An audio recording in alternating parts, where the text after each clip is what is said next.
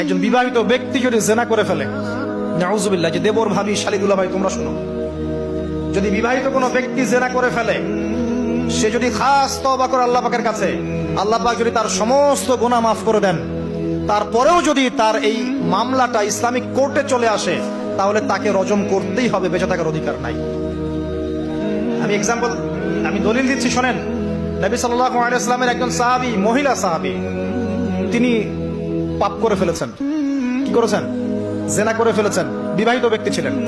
নবীর কাছে এসে বলছেন, ইয়া রাসূলুল্লাহ তাহিরনি, আমাকে পবিত্র করুন, আমি অন্যায় করেছি।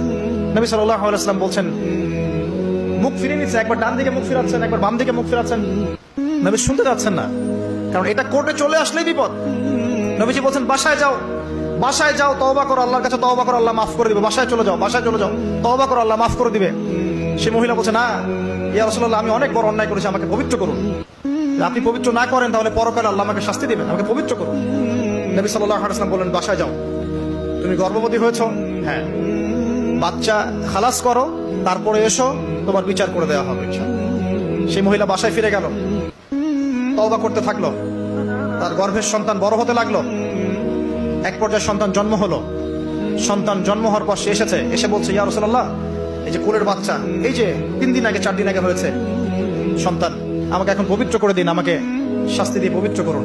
নবী সাল্লাল্লাহু আলাইহি ওয়াসাল্লাম বাচ্চা দিকে তাকিয়ে বলছেন যে এই বাচ্চাকে দুধ পান করাতে হবে। এবার তিনি নবী সাল্লাল্লাহু আলাইহি ওয়াসাল্লামকে বলছেন, ইয়া রাসূলুল্লাহ, এই যে আমার বাচ্চা এখন রুটি খেতে পারে, আমাকে এখন পবিত্র করুন।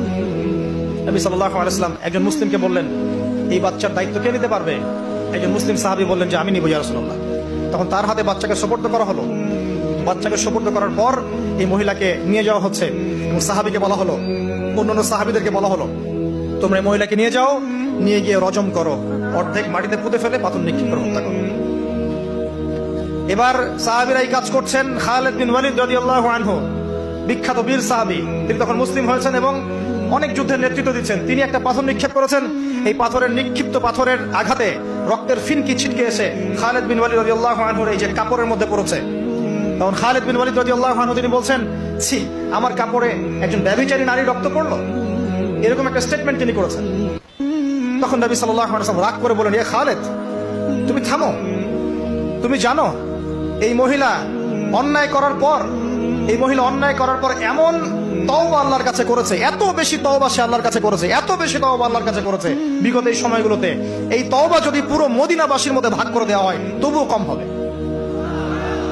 এবং সেই মহিলা এখন জান্নাতে আছে, জান্নাতে নদীতে সাঁতার কাটছে ইনশাআল্লাহ। আমি বুঝাতে পারলাম কিনা?